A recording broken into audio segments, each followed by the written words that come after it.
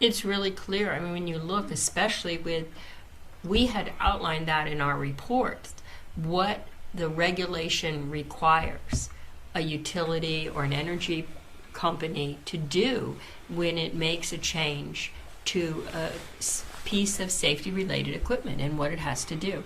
And Edison did not do that. They claimed that it was an oversight. They claimed they didn't know, but this 2004 memo proves they knew and they did it willfully. So Senator Boxer has also asked for a Department of Justice investigation, and personally, I think there should be criminal prosecution. I mean, they put the lives of 8.5 million people at risk who are in close proximity to that plant. The term is called a materially false statement, and when you tell a regulator something that's wrong and you know it, that's called a materially false statement. And they were doing that. When I took the stand back in January, 4 days before I took the stand, they sent a letter in trying to attack my upcoming testimony. And they said repeatedly they had no knowledge that these steam generators were going to have problems. Well, Senator Boxer's letter shows that they made a materially false statement. That's a really big lie, basically. And that requires investigation by the federal police. And I hope that there's an investigation ongoing because, as far as I'm concerned, the letter that preceded my testimony back in January was loaded with materially false statements. Does this speak to a larger issue? These power plants are supposed to be self-reporting, and yet they're also supposed to be profitable. Do they have the responsibilities to the ratepayers or to their stockholders? Yeah, the NRC's entire structure is that they count on these people admitting when they break the speed limit. And I don't know how many people drive over to the police station and turn themselves in when they've broken the speed limit. I can assure you that nuclear utilities don't do it either. And that's exactly what happened at Edison.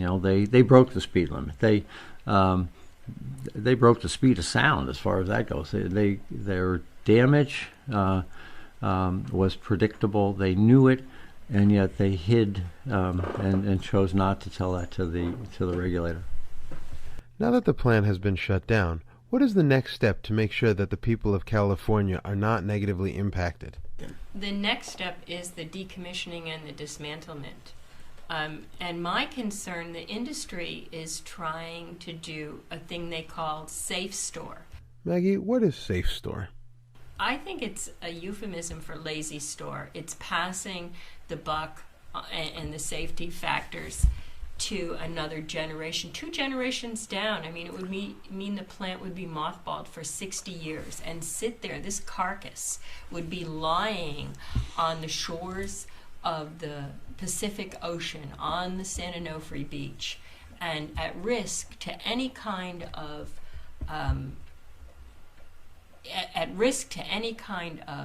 earthquake or seismic event, and it would just be sitting there with all of its buildings intact and mothballed in concrete. And they would expect then 60 years later to take it apart. And I think that's just a horrendous legacy. We've seen some of the plants that are mothballed like that are already leaking. There's been near misses with fuel pools. I think Arnie can speak to that better than I can. If the people of California push Edison, this thing could be turned back into the beautiful beach it used to be in about 10 years. It can be completely decommissioned and turned into beautiful sand and the beach it was, with one exception, and that's the spent nuclear fuel. The spent nuclear fuel is in the reactor right now, but quickly will come out of the reactor and go into the spent fuel pool. It has to stay in the spent fuel pool for about 5 years until it cools down enough. But then it can be put in dry casks to be stored outside in air. So eventually, say 10 years out, there'll be a parking lot full of these huge cylinders loaded with radioactive spent fuel. There's enough cesium in those spent fuel containers that it equals 700 nuclear weapons. All of the weapons that went off in the atmosphere over the 40s and the 50s and the 60s and the 70s, all that radiation that's thrown up is in the fuel that's on the San Onofre site. So it's important to protect that piece of it, but the rest of the site and all those big buildings there can be dismantled completely and turned into the beach it used to be. Who's going to pay for that? Well, they got $2.6 billion already set aside, and that should be more than enough. The decommissioning studies show it's around $1 billion a nuclear reactor. So I think there's enough money set aside to completely decommission the plant. What could go wrong with the cleanup effort at San Onofre? Are there any unforeseen costs? Can you talk about other complications you've seen with similar power plants as they have been decommissioned? Some plants, when they are decommissioned, discover that pipes and pumps and things like that have been leaking for 40 years. At Connecticut Yankee, they found that a tank had been leaking for about 30 years when it was decommissioned and had put down radioactive strontium into the groundwater. And that added about $1 billion to the cost of the cleanup.